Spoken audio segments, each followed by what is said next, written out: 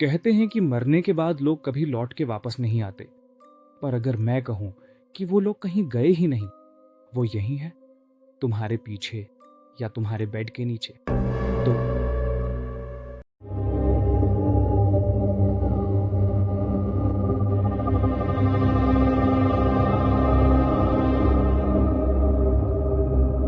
ये बात 2012 की है।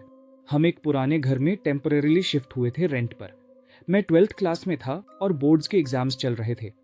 घर में एक पर्सनल इमरजेंसी की वजह से मेरी फैमिली मुझे अकेला छोड़ के गाँव गई हुई थी और मैं उस पूरे फ्लैट में बिल्कुल अकेला था।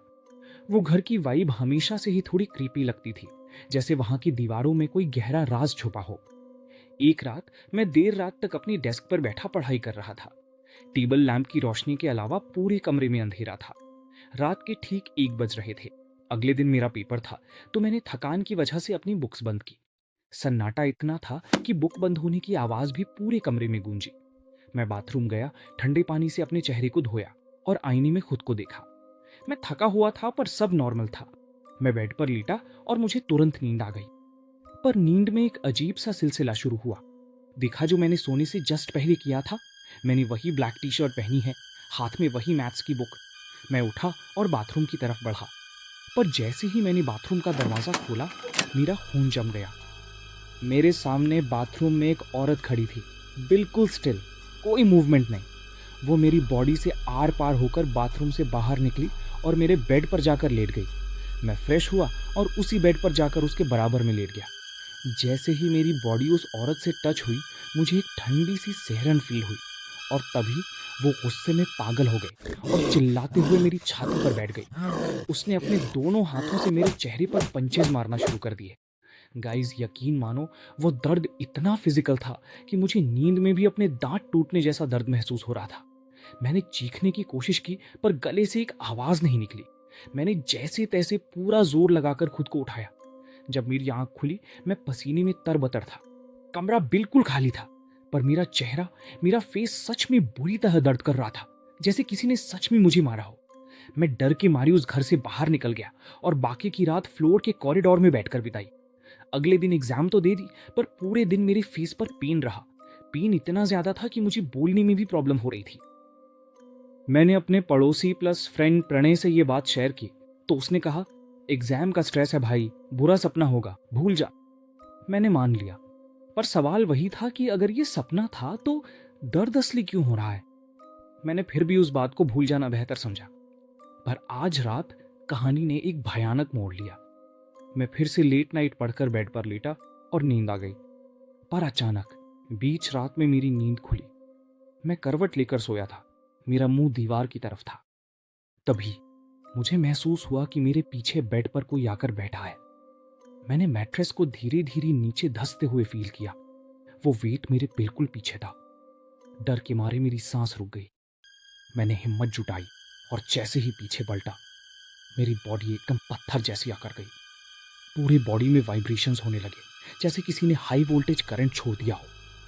मेरी आंखें फटी की फटी रह गईं। सामने वही औरत अपने घुटनों के बल बैठी मुझे घूर रही थी। उसके चेहरे पर कोई एक्सप्रेशन नहीं थे, बस एक बेजान मिट्टी जैसा सफेद चेहरा। मैंने चिल्लाकर हेल्प मांगनी चाहिए, पर मेरा मुंह जैसे किसी ने हाथ से दबाकर बंद कर रखा था। ऐसा लग रहा था जैसे मुझे बेड से मोटी रस्सियों से बांध दिया गया है। मैंने हार मान के सरेंडर कर दिया और अपनी आंखें बंद कर ली।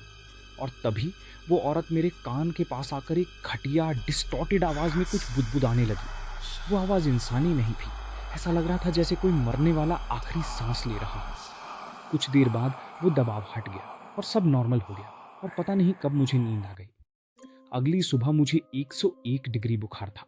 मैं हिलने की हालत में नहीं था, पर फिर भी एग्जाम दी।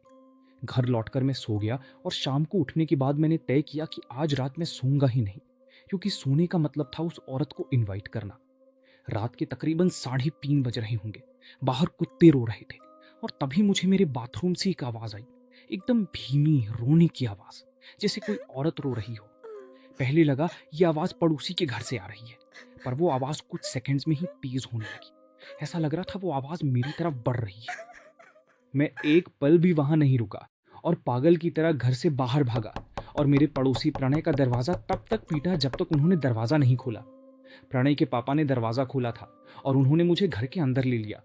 प्रणय के पेरेंट्स ने मुझे पानी पिलाया और पूछने पर मैंने उन्हें सब कुछ बताया जो 3 रात से मेरे साथ घटना घट रही है।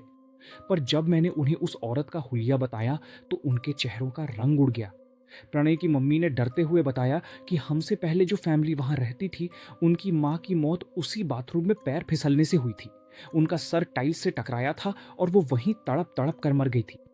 मैंने सुबह होते ही अपने पेरेंट्स को कॉल करके सब कुछ बताया और अच्छी बात थी कि मेरे पेरेंट्स ने मुझ पर ट्रस्ट किया और मेरी मम्मी सेम डे फ्लाइट लेकर शाम तक मेरे पास आ गई और हम लोग ने उस घर को 10 दिन के अंदर खाली कर दिया।